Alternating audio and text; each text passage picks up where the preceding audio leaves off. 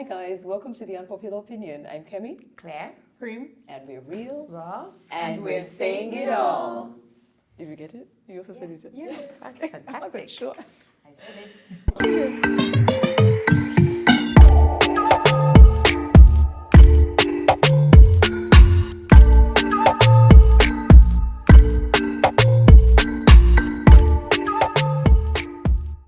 Alright guys, welcome to another episode of the Unpopular Opinion. First of all, the space.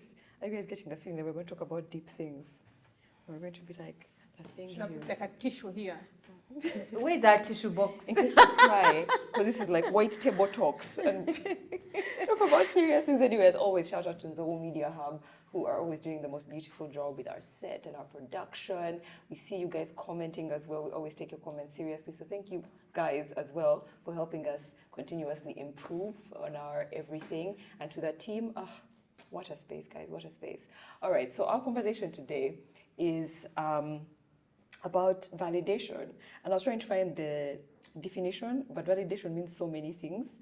But let me tell you the context in which we're trying to discuss it. We're trying to discuss it in the context of like wanting to be accepted, or the need to be praised, or the need to be, I don't know, to fit, stuff like that. But you know who's going to help us understand that Kawan properly? Is our guest, this gorgeous guest we are seeing. I don't know if you guys can do a close-up. Can we take a moment to appreciate her gorgeousness? Like, And that's only the tip of the iceberg. Anyway, welcome, Leona. Welcome to our podcast. You guys know our podcast. we have a podcast. We're no longer just a YouTube show. Okay, so welcome to our I podcast. didn't even know that. Right? Thank you. Thank you. Could you just share with us a little bit about who you are and what you do? A little bit of who I am. Wow. Okay.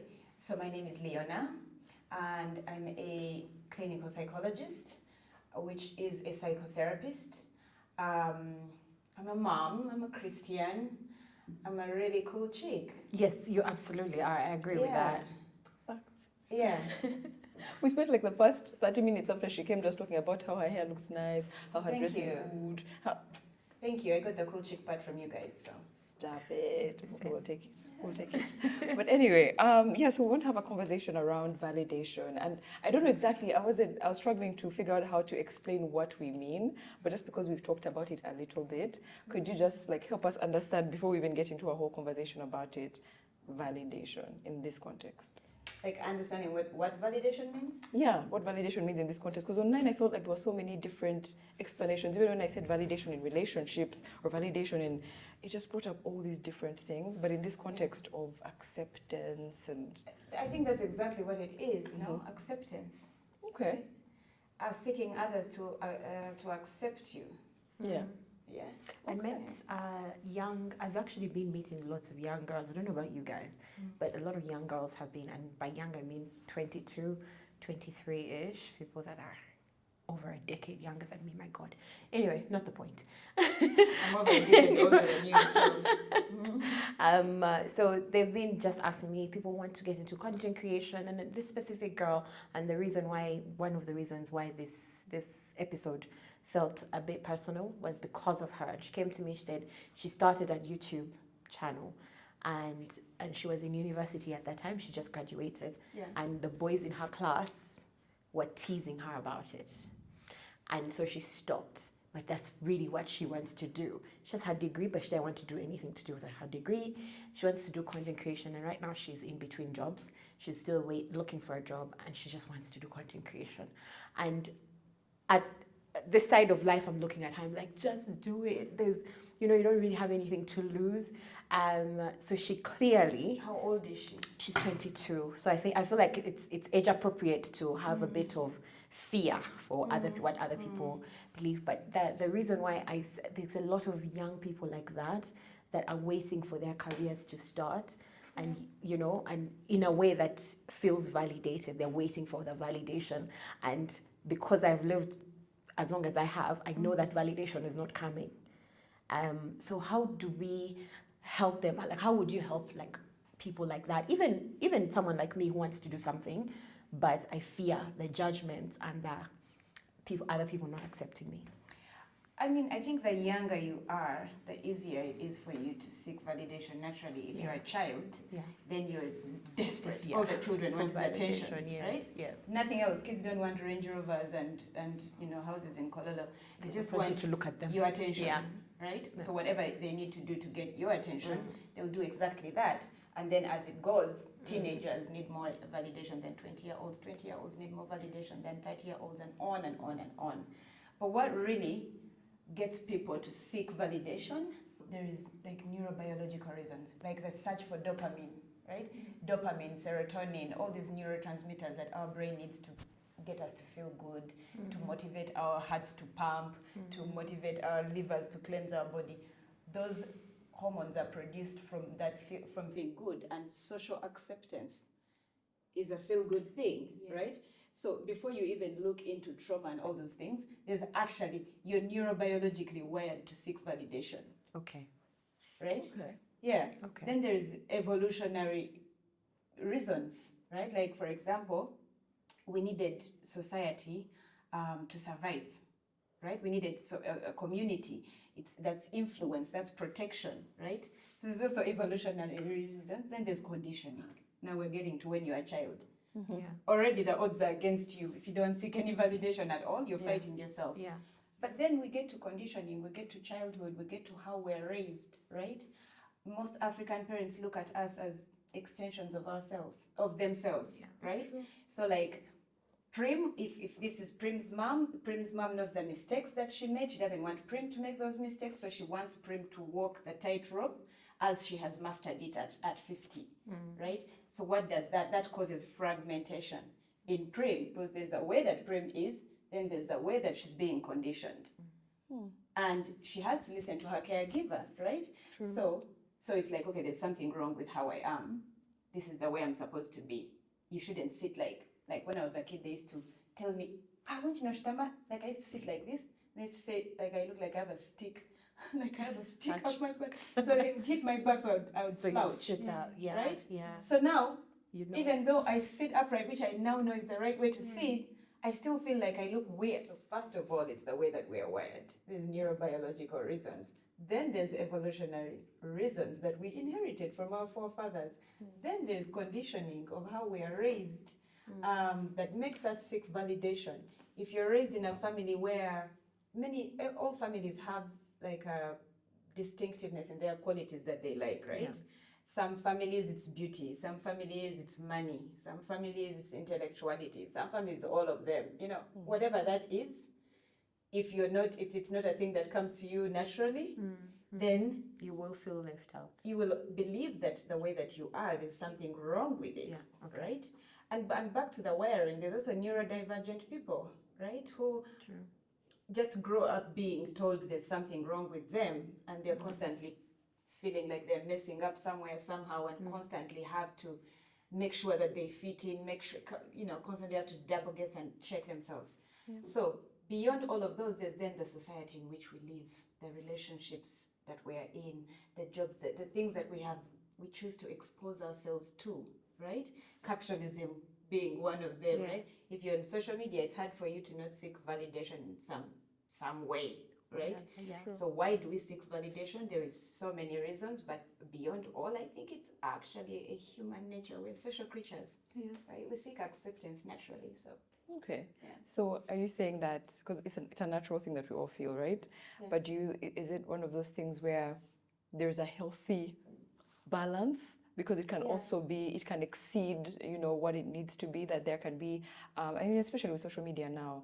I feel like Prim actually has talked before about, there's a time, you remember the time when you were saying, more than once, when you were saying you need to find your validation sort of outside before you come now to the internet and think that it's the one going to give you what you need. So if there's some kind of like healthy balance, how do we start to like work towards like a healthier way, as opposed to Tura is my queen of everything. If she doesn't tell me that all is well, I'll die. Yeah. I think, you know what, I think seeking validation to a great extent is healthy, because it helps you to continually do better and double check yourself and continually do better, I think the problem is dependence on validation. Okay. Right? So if I'm dependent on your opinion of me, to do whatever I need to do or to be a person or to exist, then there's a problem. Okay. So dependence on validation. You've taken us in a good direction. All right. So dependence on validation is the problem, not validation itself. Yes.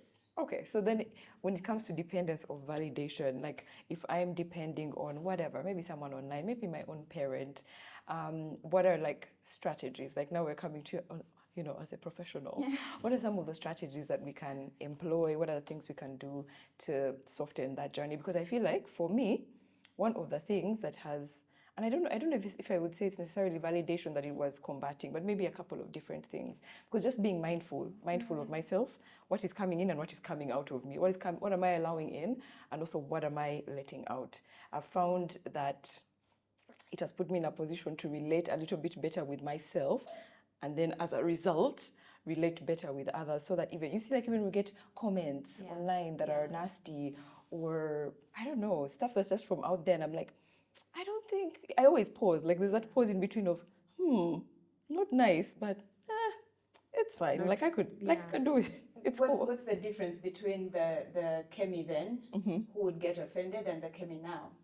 I think the Kemi now, I know the Kemi now has a pause in between stimuli and reaction and my response. I pause and I take some time. Like, how I always tell Claire that, so now this person has said this. Is it true? Is it true? Who are you actually? Yeah. It's the pause. I think the pause is the difference. I remember as well starting content, especially because we're content creators. My God, the whole world has an opinion on who you are, who they have perceived you to be based off of the few things you say online. And in the beginning, when people would come for us, I would first of all want to defend. I'd want to go online and defend. There's a time I'd call Fiona and Prim and be like, oh my God, these guys are saying this. And they'd have to check me and be like, but is it true? Is it true? Because I actually listen to people who don't know me saying who I am those days. Now, keep in mind, I've been at this for 5 years. So me then was wanting people online to like me, obviously. To like me, to accept me, yes. And if they didn't, I'd want to defend why they should accept me, and obviously they won't, because they're seeing only 5 minutes of you, like a 1% version of you, and they're creating a 100% perception. So now though, 2024 me, like, what you think of me is your business, so I've broken up with that specific validation. Now, of course, if someone comes and tells me, Claire, you are a bit rude here, I'll stop and think. Fiona has taught me that actually. I'll stop and think, okay, if I'm rude, if I realize I was rude, I apologize, try to change my ways. For example, sometimes I could talk too much, I could talk over my co-hosts. And if someone mentions it, I go back and watch and say, yes, I actually need to learn to listen more. That's fair. But if then someone comes and tells me I am toxic, am I truly toxic? No. So also I'm toxic to whom? And so then I that one I ignore, because I know for a fact it's not true. And if it was so interesting, it's actually it's called cognitive restructuring, where you have this crazy thing that is driving you nuts in your head, this crazy belief, so you question it, right? Is it true? Give me 5 reasons why this is true. Like, give me 5 proof that it's not true, proof that it is true, and then that's how you restructure the thought. So, unbeknownst to you, you're actually doing the work. You're doing the goddamn work, aren't you? Amen. I love it for us. I feel like Prim don't say anything. Thoughts on validation and dependence, they are wrong. I'm just learning. You're here to learn today. Okay. You know what I think? I think that validation, I think that the whole problem begins with you. Whatever it is that you don't validate about yourself, whatever it is that you're uncomfortable with about yourself, is going to become the wound that is easily touched out there. Makes sense, right? So, for example, I am short, So if somebody comes to insult me and they're like, or maybe a guy that I like and he says, "You're too tall for my liking," right? That cannot possibly offend me. Yeah. Because tallness You have no is problem. not a Yeah, thing you don't have that no problem with being tall. I The problem You is the understand? short. yeah, Yeah. it's not a thing that will affect me like Yeah, that. yeah. If someone says, "You have terrible skin," Yes. right? Yeah. I've never had sensitive skin. I've never Yeah. had skin issues. So I'll just be like, okay. Okay. Yeah. But Yeah. if someone said, "You know why I don't want to meet with you? You seem like a bad mom." That is a We are going to have Fight. an online war. We're going. I'm going to take off my shoes. And we are going to fight. I'm going to follow you. I'm going to stalk you. I'm going to ruin your life. Because I am so triggered. I'm so offended. Why? because that's your soul thing, and you want there's a part it of me means a that lot believes to it. you. Yeah. Yeah? There's a part of me that believes it. I'm Okay. always working. I don't spend enough time With your my child, kids. yeah. So I have a thing there, right? So just to show you that it's not so much about the asshole or idiot out there that is just blubbering out things. It's you. There's always people like that in our families, in our friends. There's always people, yeah? Yeah. But the thing that has power over you should tell you about your unhealed wounds. Yeah? Because not everything will trigger you. That's, The ones that trigger you have power over you. Because would you then say that quite often, like even me, it happens like when I'm watching a piece of content and I automatically, if it's triggering to me, would you then say that then if something just become more conscious, because most of us are not conscious of the fact that that person that you're talking something, you've made a conclusion about someone on the internet, it's that judgment is a reflection, might be a reflection. For example, if I a lot of people don't like confident big women. It triggers a lot of people, especially men, interestingly. If you're on my TikTok, the men are, omugejo and whatnot. And listen, I dare am you? big and I'm How beautiful. dare And it does not bother me at all, but these people are so hell-bent on putting you down. So is it what where I was getting at, is it then a good practice to stop if you see someone you don't even know and you feel bad about something about them? Is it a good practice to think of where that feeling is coming from? Are you understanding what I'm saying? Yeah, I think it's a good practice to grow very curious about the things that trigger you. I think it's powerful to grow very curious about the things or the people from whom you seek validation. Right? Yeah. Yeah. Okay. Because it's something to do with you. Something to do with you. And once you figure that out and heal it, then you're much less triggered by everything and everybody. Yeah.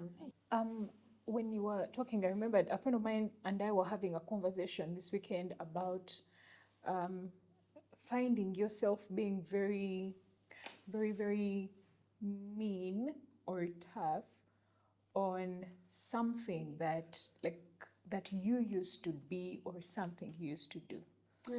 And it's when it's something that she said it and broke it down so much in ways that like I had to confront myself.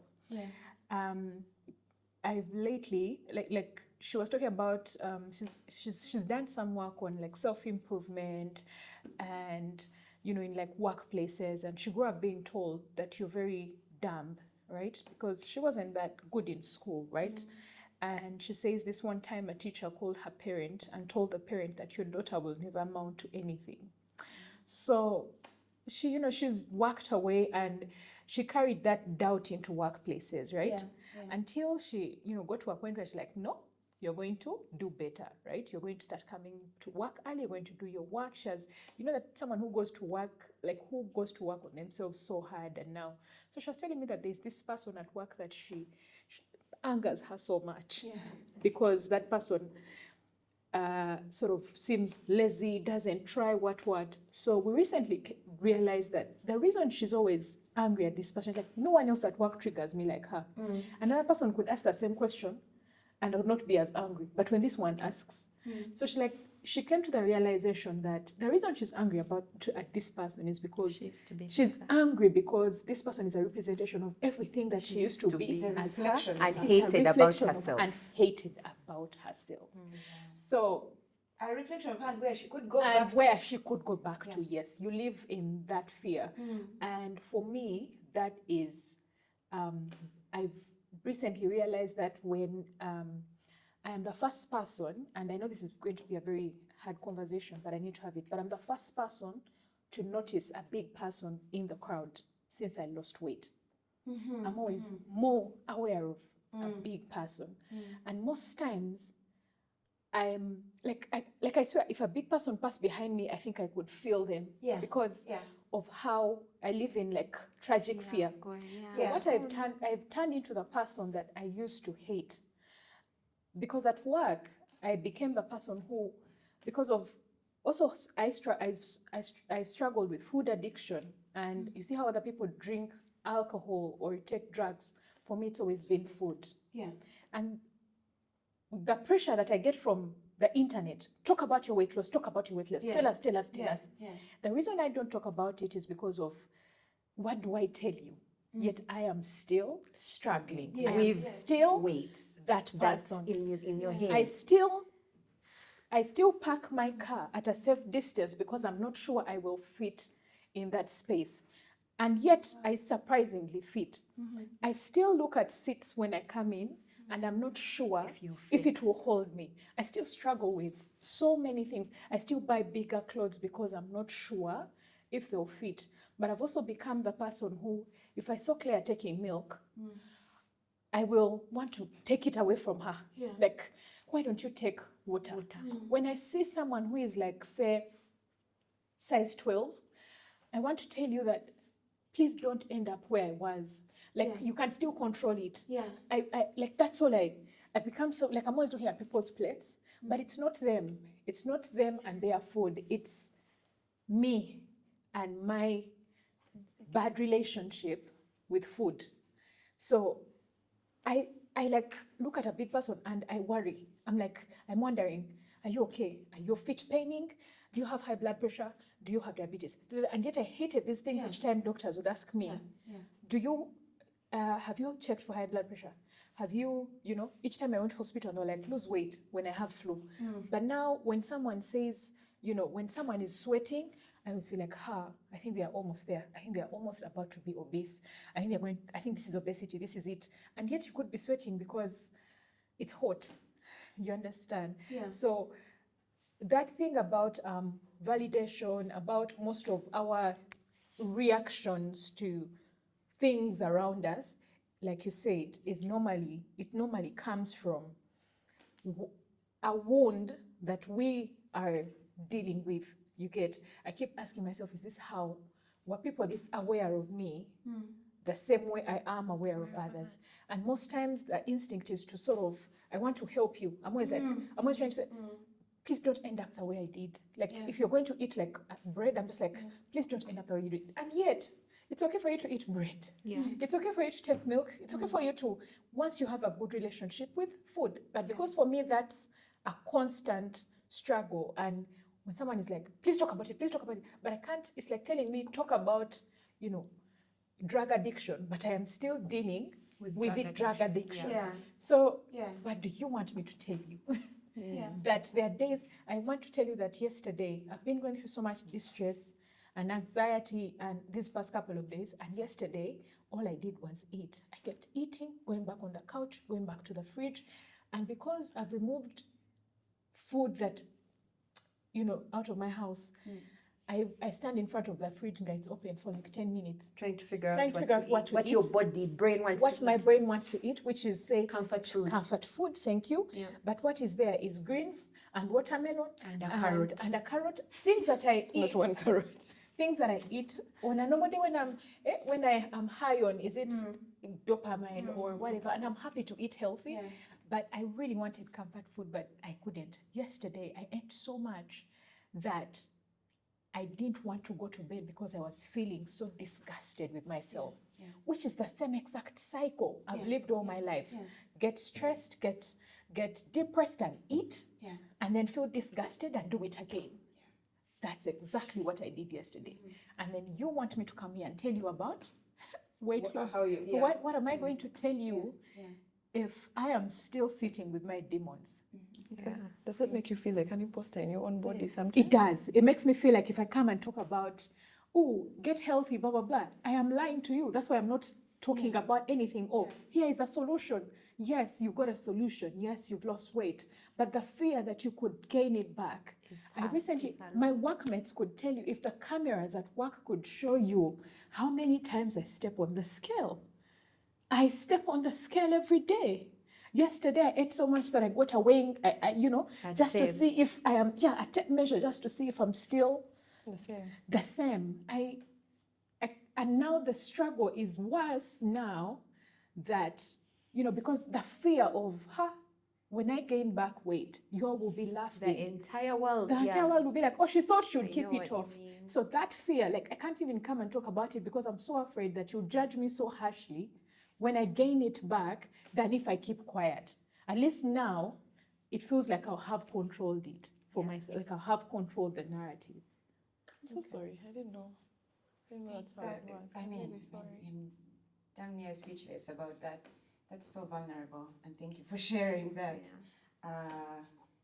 I'm so sorry about that. That's a real serious life struggle thing, And I totally understand why you don't talk about it, and I don't think that. And I don't want to.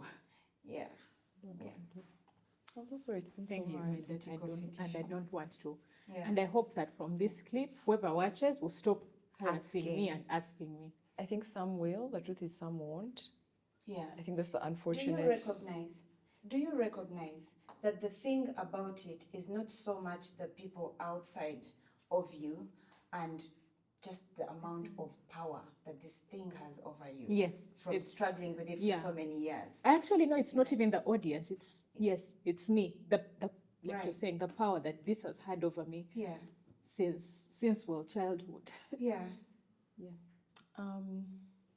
Speaking of like this same thing of Jump over the table and hug you, but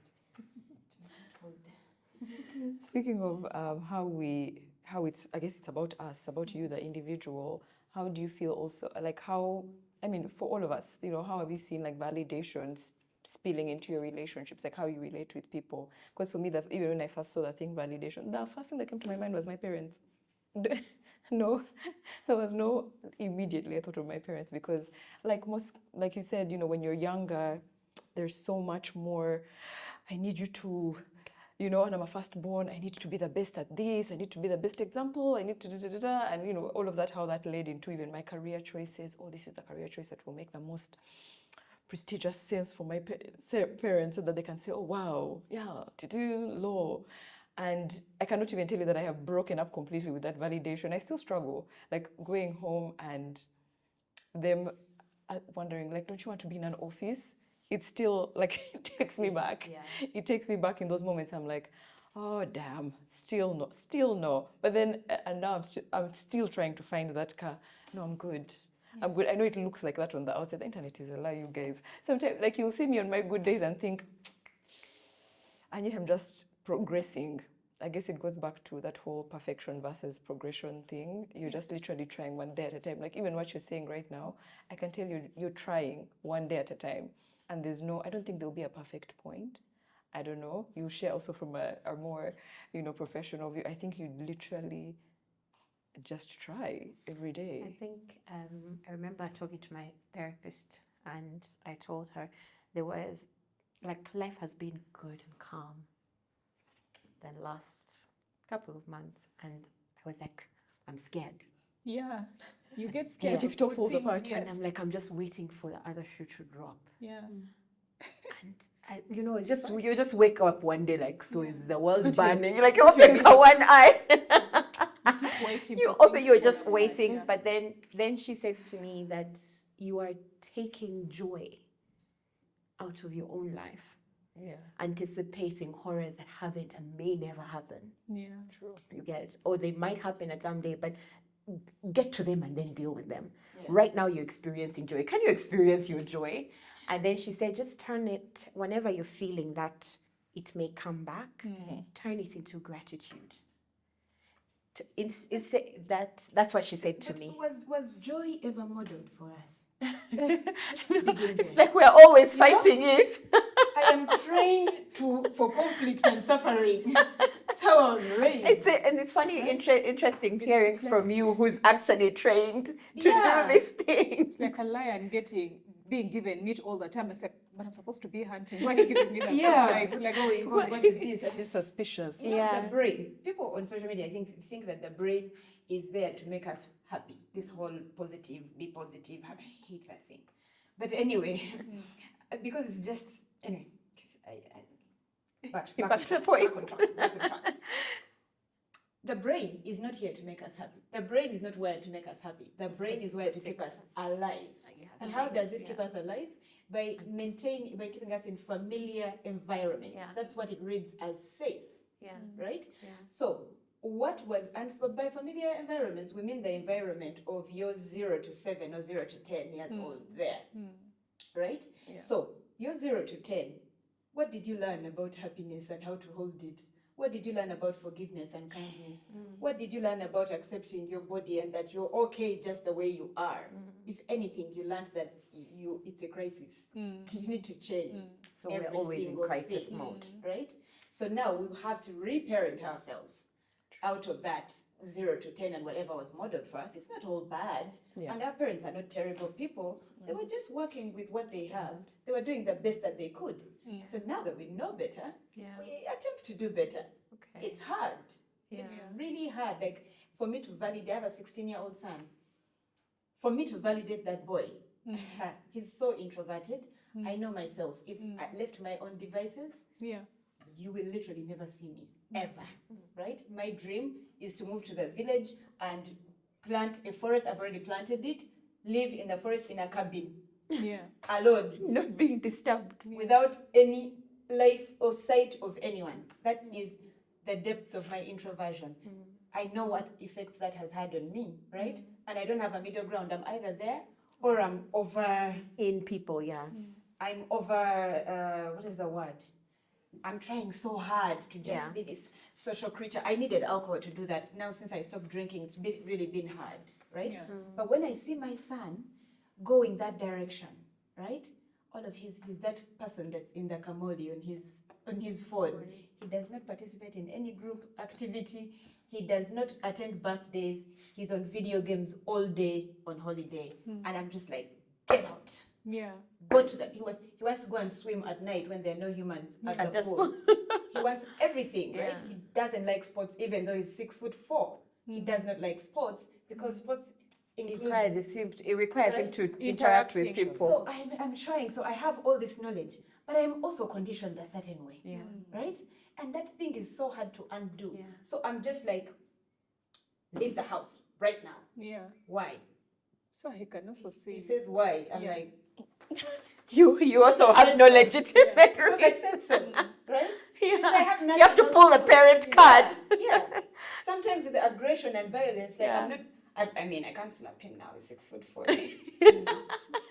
He might slap me right back. But like slamming doors. You I've take caught off the myself Wi-Fi. Slamming doors. Yeah. Right. I've caught myself.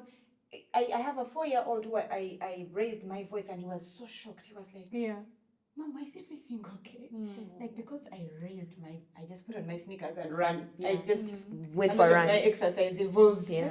So conditioning is hard and validation. How do because everything Where- goes back to us, right? To Yeah. the individual, and so we all know that the things of us affect how we relate with family and friends and workplaces and all of those things. So the question was, like, how do these things show up? Like, how does that that need for validate? Wait, you called it actually a dependence.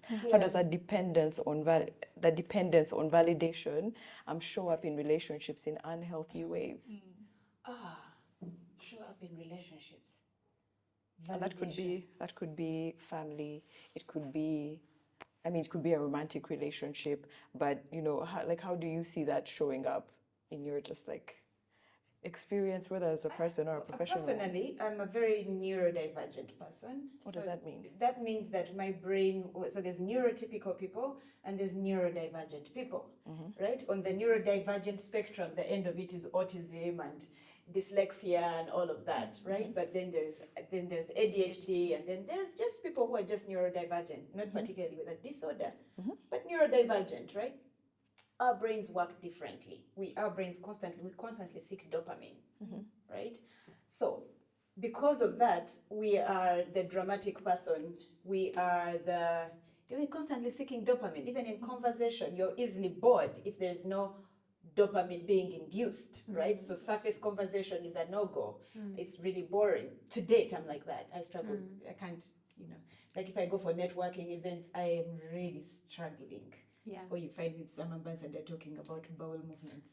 Like, That's very specific. because it actually happened. Too specific. Actually happened. But no, but like, so because of that, most people are neurotypical. Yeah. So now, if you have a child, if you're a neurotypical person and you have a child who's neurodivergent, you are going over time without realizing to try and correct them and make them proper, in quotation marks, right?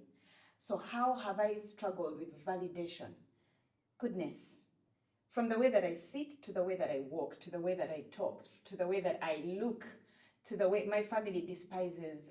I'm a tomboy, first of all, who has an extremely feminine body. That's another thing, right? Like I have to go overboard to show you that really I'm a boy. It's a lot of work. Except I have really big hips, so it's when you see me, you think I'm the most feminine person. Then I proceed to shock you, Yeah. right? With the way that I talk, with the way that I think, with the way that I, So I have sought acceptance in so many ways, and I've sought validation in so many ways, and I'm still on my own healing journey. Like every day things trigger me. I think I have reached the apex of healing, right? And then something triggers me. It just 2 days ago, something, I don't even remember what happened, but it was an email about something. I don't quite recall what it triggered, but I felt like such a failure, And I wrote to my sisters, and I was like, I failed so much in my life. Like, what am I doing? What do I have to show for 41 years? What is, like, I look like trash. I feel like trash. I'm good for nothing. And I want to write to you these things, but I don't want you to notice how much I'm failing. Yeah. Right? I wrote that in my notes, and then I write a lot in my notes. And then I looked at it, and then I thought, let me send it to them. Then I sent it to them, and they didn't respond for like 2 hours. And I'm like, I knew it. I knew it. Like, I knew. They just don't know how to tell They're me. saying it's true. I should be the strong one for my little sister. Now I've been too, I've been too vulnerable. They're like, oh my God, you need to get over yourself. My family is we're very hard, the thing, we're very strong women. My family has a lot of matriarchs. So we're very strong on the girl child and empowerment and education and intellectuality and don't be weak. Right? And now here you are. And here I am talking about, feel sorry for me. Let's throw a pity party for Tura because she has failed. Like, get over yourself, right? These are all the things that are going through my head while I'm waiting for my sisters to respond, right? And they're not responding, right? Now I'm thinking about, I'm on a journey. Like, I'm like, this person will never see me. You know what? People think having sisters is all that. But it's not really all that. Because you can really be alone in the world, even if you have sisters or friends. How come? Do you see? Yeah. So your mind is spiraling Yeah. based off Rabbit of hole. this one thing. Yeah. Okay. I mean, I can relate. I can relate in my own way because Yeah, but if you look from the outside, you would think this one has it Like you have figured it out together. for sure. Yeah. But I have so many moments like that, and it's okay. And even I can struggle, even though I know the mechanisms, even though I know the 10-point program to get out of it, right? Yeah. I struggle. I get cravings. In fact, I had raging cravings yesterday, from that, because my brain is looking for dopamine. So I seek validation many times with my vulnerability. I keep looking for spaces where I You can feel go and fall apart. yes, where I can go and fall apart. And also because of neurodivergence, I feel like I fall apart pretty often. Yeah, maybe every evening. So a space that can just, that's a lot, you know? So a space that can just allow me to be that way and exist is a space I would really thrive in. So it's a space I look think for. one of the reasons we created Unpopular Opinion was because of this. We all go through the exact same issues. As you talk about that, on Sunday I woke up, I'm like, I just didn't feel like I was doing anything with my life. I just feel like everyone is so far ahead of me and I am behind. And who set the clock? Who set the timelines? And I just woke up feeling that much until I went back to. Now, obviously, I didn't particularly speak to anyone about exactly what I was feeling because, again, who do you call on a Sunday and tell them, Manang, I'm feeling behind, so that they can tell you what you already know? Because you already know, there's no timeline. You already know. Just the feeling, you already know in your head that that feeling is not very, you're not behind by whose time. Anyway, so it's not like you're going to pick up a phone and call someone because they're also having their nice Sunday and you feel vulnerable. And so spaces like, that's why we created Unpopular Opinion, to talk about these things and say, listen, we all go through the exact same things, and I love that you've come and first of all explained why we go through the same things, because why am I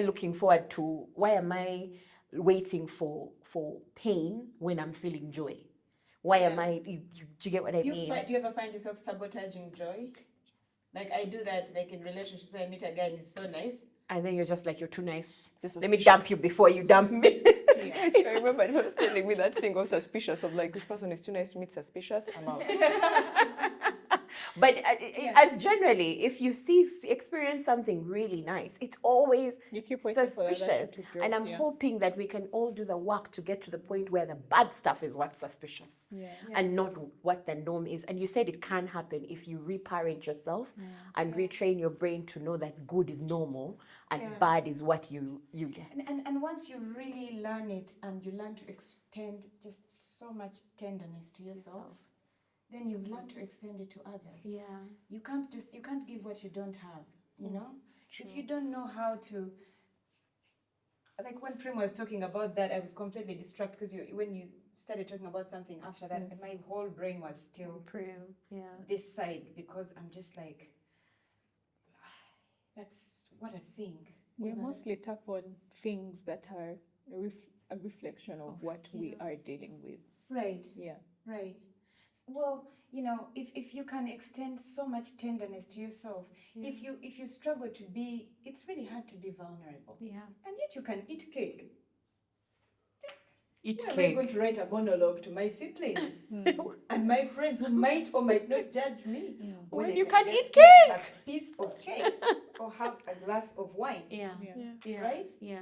It's so much easier to do that. And of course, we're mammals. Huh? We have survival instinct. Whatever is easiest To help you survive. That's what you go for. Yeah. So understanding that can help you to extend grace to yourselves. Like, what we have sucked today. Yeah? We'll do better tomorrow. We'll try. Or this is a really big fall. Let's give it a week. Do you think the body ever gets used to that, or the mind? Like if you say were intentional and you spoke to yourself kindly and every day you're just like, you failed today, tomorrow you do it again, tomorrow you try again. Do you think that the mind ever gets used to that and with time you become that kind of person? Like, does it, or do you think that the mind is just trained to just be like, I feel like, okay, I think I can answer myself, because the same way we train the mind to be very tough, like the same way you're tough on yourself and the mind gets used to only that, I think it's the same way you can just train kindness, like it's a muscle, and grace to yourself. It's a muscle that you train your mind, and you say it so much that probably that becomes your default. Until it becomes what's familiar to your brain, right? It becomes what is familiar to your brain. Yeah, then it becomes the normal. It becomes what you expect. Yeah. Then you start to see unkindness. Then you start to see a person who needs your kindness easier, because you can see yourself. Yeah. Okay. So it's like we keep practicing the things that we want to become normal for us. okay, not normal, but what was the word you used? Familiar. Familiar. You know, like things that become recognizable as good things. Because if I've grown up with 1, 2, 3 as what my brain says that's safe, so I'm trying to practice the opposite. Yeah. Let me give you an example. Okay. So I'm not a person that's particularly into flowers. I'm not very girly girl. So Could have fooled You me. could have, yeah, this just is exactly very thinking intentional. This is exactly. very intentional. I came here to trap husbands, so I came in pink. Single men. Anyhow, train of thought lost. Example. You're Not a starting with an girly example. girl, Yeah. right? So Flowers. I realized that I am like the easiest person to impress, and I don't like that, right? So, for example, you send me flowers, and I'm like, wow, Yeah. right? This is so much effort. This is so much effort. Person really loves me. That's why older girls are so much easier to vibe with. Yeah. Okay? They just have so much. So very few Very low expectations. expectations. Wow. Just be a kind human being. Really, kindness, you're like, what? As in, you came to pick me up? Yeah. So now, like, for example, flowers, right? If somebody sent me flowers, I would find it so, like, maybe it's also that I experience things just so unnecessarily deeply. Yeah. But it would really throw me off. Like, I'd be so grateful. So now what I started is I paid this company, and now they deliver flowers at my office every Tuesday, right? So every Tuesday, the office assistant takes my jar, because I don't want to start cutting and fashioning them. I'm not into that business. So she takes the jar over there, and they arrange. I told them the colors that I like, and then every week I have this stunning bouquet of flowers there, right? So now imagine what I feel if you send me flowers. It's a normal thing now. It's a normal, regular, it's a nice thing. Yeah. Right? It's no longer throwing me out of balance. It's a nice thing. Oh, thank you so much. I love the flowers. Yeah. That's it. But you're no longer, smitten. I'm not because going of overtime trying to find how to pay spring back, wedding. how to pay back. Planning a spring wedding. You see You're that? not planning a Because it is wedding. now a normal thing for me. It is a familiar thing for me, right? And that's just flowers. Yeah. Right? If you treat yourself a certain way, you set a standard for everybody that comes into your life, right? Yeah. I struggle to gossip. I struggle with gossiping people. Yeah. So now, when I've never told anyone I don't want you to gossip with me. I've never told you that. They know.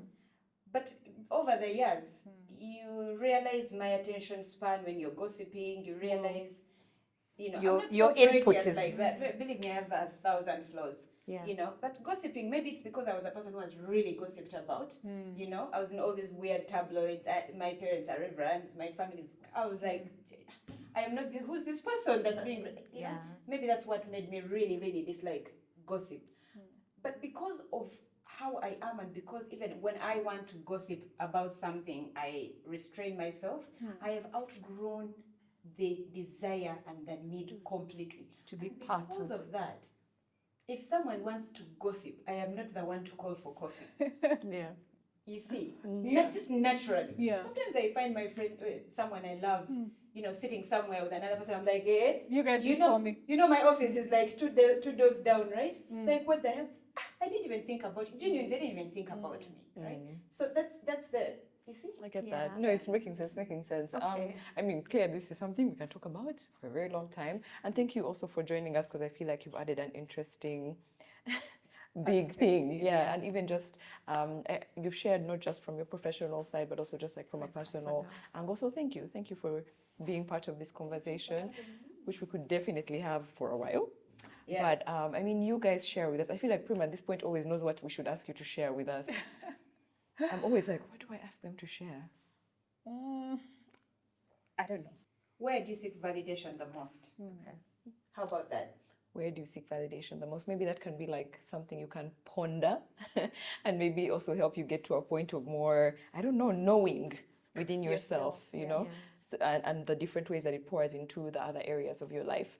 So we will see you next time. Don't forget to follow us on social media, subscribe, comment, like, and all that good stuff. Also, before we go, please pause and go to Instagram and follow Leona. What's your Instagram handle?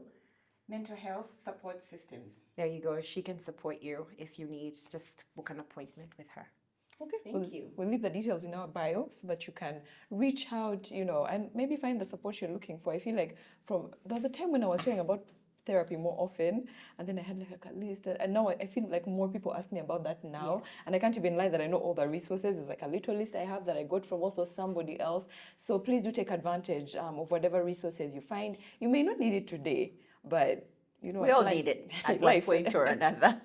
the way this life is shaping up. So check out that resource, maybe share it with a friend, and yes, follow us on everything, and we'll see you next week. Bye.